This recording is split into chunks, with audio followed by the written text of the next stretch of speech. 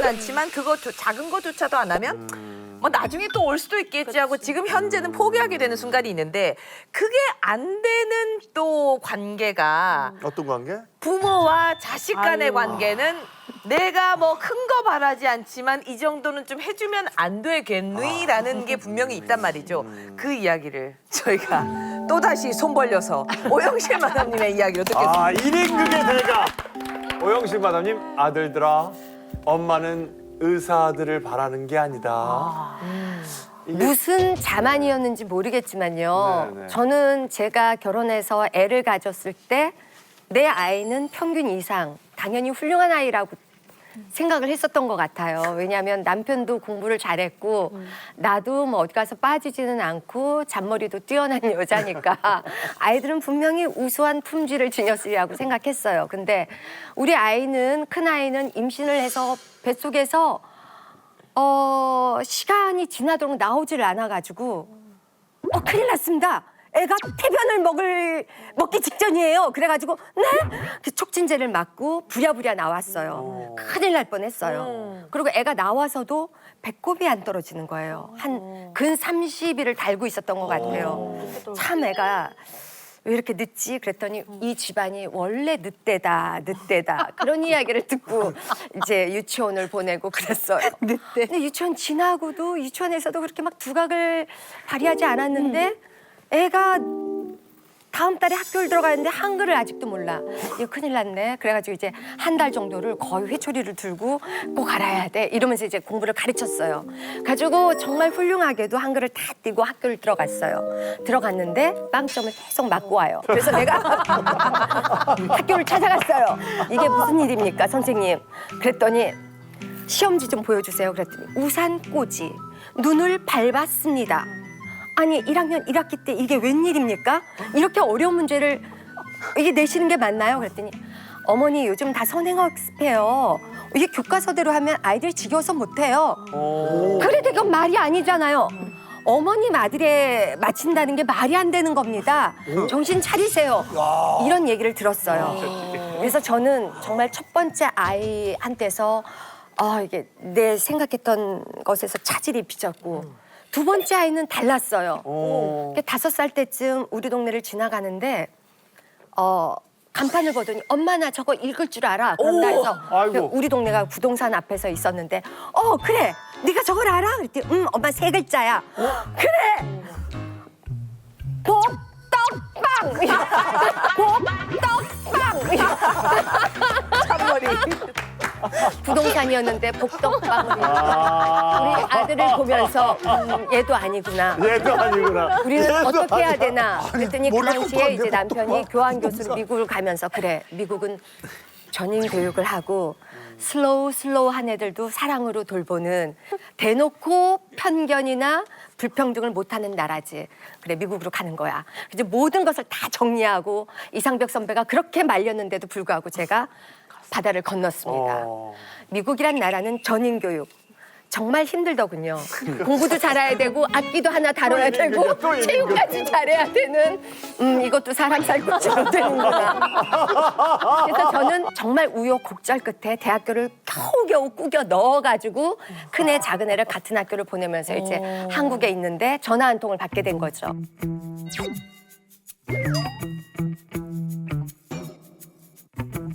아이가 등산을 갔다가 지름길로 내려오다가 떨어져가지고 조금 척추에 4번, 5번이 뿔질러져가지고 쇠를 박아야 된다고 그래가지고 저는 정말 그때 너무너무 떨려가지고 발발발발 떨었는데 다행히 수술이 잘 돼서 군대는 못 갔지만 한국에 돌아오게 됐어요. 그래서 그나마 빽 집어넣었던 그 대학교도 중퇴를 하고 또 동생이 가니까 자기도 못 있겠다며 그냥 큰애까지 와가지고 그냥 우리 집은 대중퇴로 그냥 이제 장렬하게 우리의 그 학력이 마무리되는 순간 작은애가 사이버 대학교를 또 들어가면서 그래 너라도 우리 대졸 졸업장을 좀 받아다오 이러는 와중에 있어요. 그래서 우리는 큰 거 바라지 않았어요. 정말 건강을 한번 잃어볼 뻔했고 남편이 병원에 있다 보니까 건강한 게 최고다. 정말 개구장이라도 좋다. 튼튼하게만 자라다오. 이런 마음으로 키웠어요. 그러면서 우리 아이가 잘 먹고 건강하게 크면서 그래도 우리는 참 그런 걸 보면서 행복했었는데 어느 순간 작은 애가 자꾸 비밀이 많아져요. 어디서 무엇을 하는지 몰라요. 아니, 나이가 자기 이런 나이가 통장에 돈을 엄청 빼서 어디다 쓰는지도 모르고 앉혀놓고 얘기하는데도 말을 안 해. 제가 볼 때는 이제 술값으로도 많이 쓰는 것 같고 그래서 걱정이 굉장히 많이 돼요. 내 품안에 아무리 자식이라고 하지만 얘가 무엇을 하고 다니는지 누구랑 만나는지 어떤 생각으로 사는지 요즘은 너무나 베일에 쌓여 있으니까 이게 내 자식이 맞았나? 내가 그렇게 사랑했던 아들인가? 내가 밥을 못 먹고 서 있으면 엄마는? 하고 나를 물어봐줬던 그 아들의 생활인가? 이런 생각이 들면서 요즘은 앞이 캄캄해지는 거예요.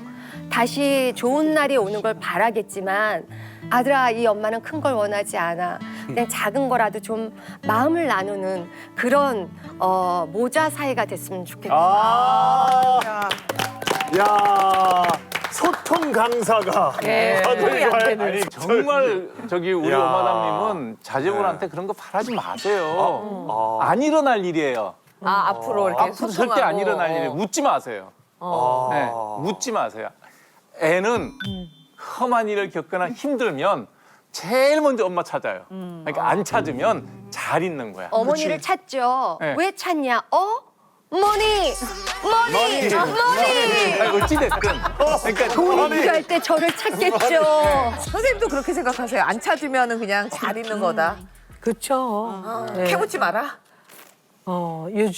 특히 요즘 애들은 뭐 어른들보다 나은 것 같아요. 제가 생각하기에는 그래서 사리 판단이 정확하고 오히려 저는 노인들 말 듣지 말고 젊은이들 말을 듣는 게 더 낫다 그렇게 주장하는 사람이에요. 그러세요? 네. 아니 그래도 부모라면 부모가 해줄 수 있는 이렇게 지도 같은 게 있지 않습니까? 지도 편달. 근데 길을 열어. 근데 것까지도. 이미 모든 요즘 매스컴이나 이 뉴스가 많잖아. 그러니까 부모를 통해서라기보다 자기네들끼리 잘 알고 있다. 그런 걸 더 잘 알고 있는 거죠. 이런 생각을 하실까? 네. 저도 정쌤 말씀이 100% 맞아요. 저는 이제 일남 이녀를 뒀는데 네네. 크게 잘 되는 애도 없고 아주 못 되는 애도 없고 그냥 나는 문제가 아닌 애가 있어서 다행이다 생각하고 살고 있거든요.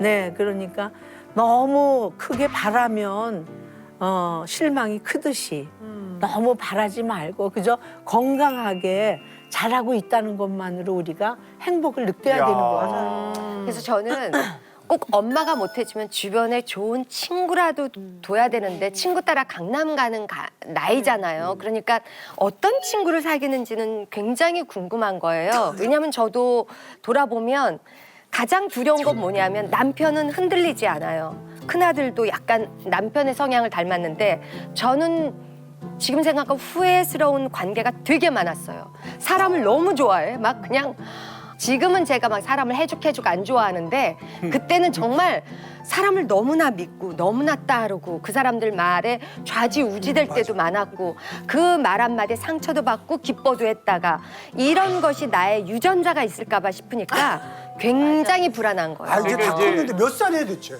지금 30 안 됐어요. 아유, 작은 애는. 그거 다 커가지고 29. 그러니까 우리나라 지금 할 나이. 근데 컸는데 10살인 애하고 똑같은 거죠. 그러니까 우리 지금 아들도 남편 좋아. 10살. 이해되네요. 근데 이 나이 정도는 그래. 이제 알아서 합니다라고 충분히 이제 내일은 아니니까 충분히 쿨하게 조언할 수 있지만 권미라 마담님은 아직 그런 나이는 아니잖아요. 그렇죠. 근데 사실 네. 뭐 이제 자식한테 어디까지 바래야 되는가에 관련된 문제로 이제 질문을 받으면 남편하고 저하고 의견이 많이 대립이 좀 돼요. 비슷할 거리 이 정도 차이 날 거예요. 그죠? 많이 달라요. 저는 개인적으로 애한테 뭔가를 요구를 하는 스타일이 아니에요. 그러니까 기대를 거의 안 해요. 경제적으로도 인격적으로도 아이가 독립해서 이제 자기 인생을 스스로 꾸려나갈 정도의 수준으로만 키워놓으면 저는 더 아이한테 바랄 것도 없고 그게 이제 부모의 역할이다라고 생각을 하는 스타일인데 저희 남편은 그건 아니다. 반대 입장이에요. 우리가 이렇게 열심히 돈 벌어서 아이를 열심히 가르쳤고 그래서 양육해서 애가 성공했으면 부모한테 용돈도 줘야 되고. 그치, 바로 그거야. 나랑 똑같아. 아니 지금 몇 살인데 용돈 받을 생각하는 그러니까요. 거야. 당연한 거지. 까마득한 일이잖아요. 근데 용돈도 줘야 되고 우리가 병들어서 늙고 아프면 우리를 봉양해 줘야 당연하지. 되고. 아니 근데 이제 저는 그렇게 생각해요. 애가 자기가 잘 앞가림을 해서 성공을 하고 여유가 있어서 마음이 돼서 부모한테 용돈도 하고 뭐 이제 봉양을 한다 그러면 기꺼이 기쁜 마음으로 고마운 마음으로 받겠지만 애가 아직 어리고 어떻게 될지 모르는 건데 아니야. 부모가 먼저 요구를 하는 것에 대해서는 저는 조금 그게 부담일 것 같은 거예요. 나는 우리 별이야 지금 이제 고등학교 3학년인데 별이한테 중학교 때부터 너 언제 돈 벌 거야? 돈 벌면 아빠 엄마 갖다 줘야지. 교육을 시켰어. 근데 우리 아내는 그지 정신 차려. 제가 언제 벌어서 언제 자기 먹기 사는데 좀 그런 얘기 좀 하지 마. 우리 아내는 그랬단 말이야. 네. 같이 타고 다면. 근데 별이는 나한테 아빠 돈 벌면 갖다 줄게 그래요. 이게 내가 뭐 벌어서 내가 무슨 착취하는 게 아니잖아. 착취야 그게. 아 내가 뭐 다 나쁜 거래. 채권자. 내가 그만큼 투자하고 그만큼 신경 쓰고 자식을 키웠으면 자식은 그만큼 부모한테 해야지. 아니 언제까지? 에? 언제까지예요? 만약 예를 들어서 나는 그런 생각을 가지고 있다. 근데 평생은 아닐 거 아니에요. 그렇죠. 평생은 아니죠. 언제까지 내가 그 그런 돈을 생각? 갖는다고 해서 뭐 예. 쓰겠어요. 근데 어느 정도 쓸 것 같은데. 너무 잘 쓸 것 같은데요.